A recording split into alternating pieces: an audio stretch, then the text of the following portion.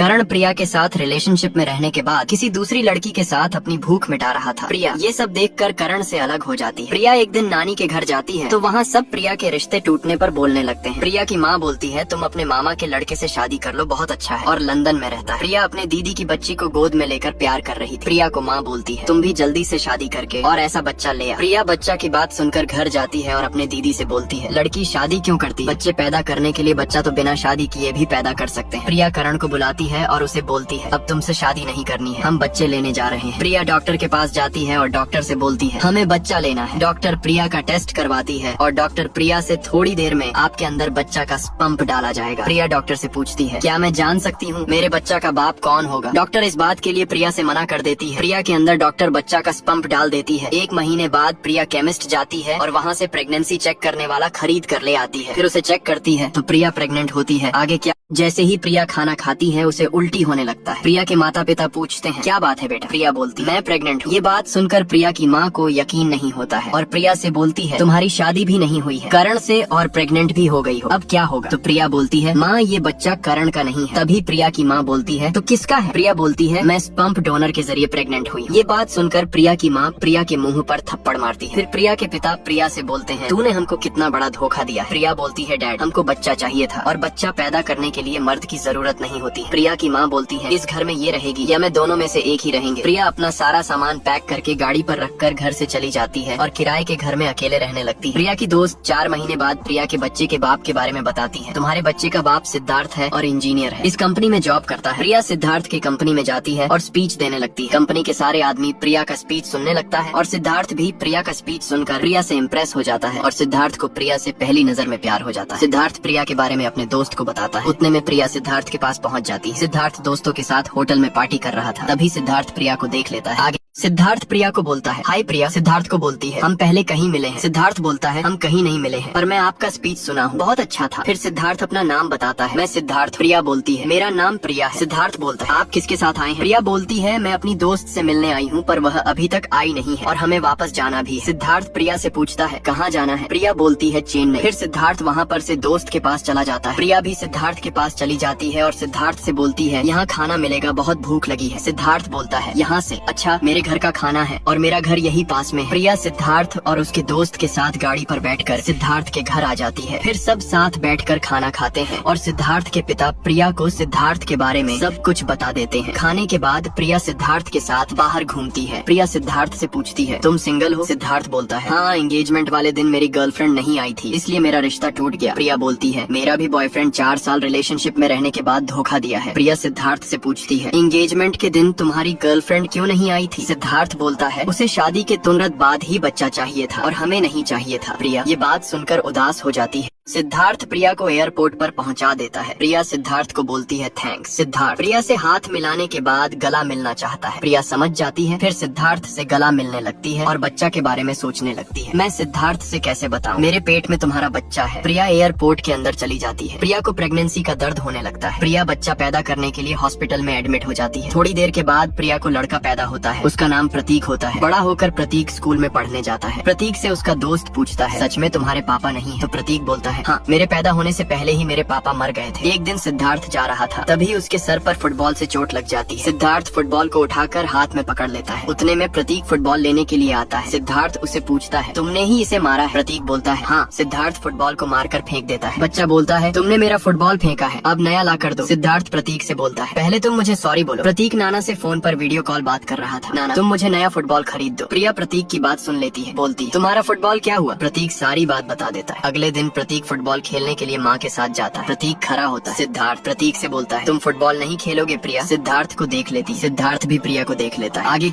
सिद्धार्थ प्रिया को देखकर उसके पास जाता है और सिद्धार्थ प्रिया को बोलता है हाय। तभी प्रतीक बोलता है माँ किसी ने मेरा फुटबॉल फेंका है। सिद्धार्थ प्रिया से बोलता है ये तुम्हारा बेटा है। प्रिया बोलती है हाँ मेरा बेटा है, इसका नाम प्रतीक है और ये हमें बुलाकर लाया है। एक बेवकूफ ने मेरी फुटबॉल फेंक दी है। प्रिया सिद्धार्थ से पूछती है तुम्हारा यहाँ कैसे आना हुआ। सिद्धार्थ बोलता है मैं एक प्रोजेक्ट के लिए यहाँ आया हूँ 3-4 महीने के लिए। प्रिया बोलती है अच्छा। अगले दिन सिद्धार्थ मीटिंग में जाता है। सिद्धार्थ को मीटिंग में प्रिया दिखाई देती है। मीटिंग खत्म होने के बाद सिद्धार्थ और प्रिया दोनों एक साथ बैठकर पार्टी पार्टी करते हैं और बात करते हैं। प्रिया सिद्धार्थ को बोलती है, मैं जब तुम्हारे पास गई थी तो मैं प्रेग्नेंट थी। प्रतीक बहुत शरारती होता है, स्कूल में एक बच्चा की बहुत पिटाई कर देता है। स्कूल के प्रिंसिपल सर प्रिया को बुलाते हैं और प्रतीक का कंप्लेन करते हैं। प्रतीक अचानक से माँ को बिना बताए गायब हो जाता है। प्रिया जब घर आती है, प्रतीक को खोजती है तो नहीं होता। प्रिया परेशान हो जाती है और हर जगह प्रतीक को खोजने लगती है। प्रिया सिद्धार्थ के पास जाती है और पूछती, प्रतीक यहाँ आया है क्या? हर जगह उसे ढूंढी हूँ, नहीं मिला। सिद्धार्थ प्रिया को बोलता है, परेशान मत हो, हम उसे ढूंढ लेंगे। सिद्धार्थ इंस्पेक्टर को कॉल करता है और बताता है 6 बजे शाम से प्रतीक नाम का बच्चा नहीं मिल रहा है। पुलिस वाला प्रिया से सिद्धार्थ के बारे में पूछता है, ये आपके हस्बैंड है? प्रिया बोलती है, मैं सिंगल पेरेंट्स हूँ। आगे क्या होगा देखने के लिए लाइक, सब्सक्राइब और कमेंट करें।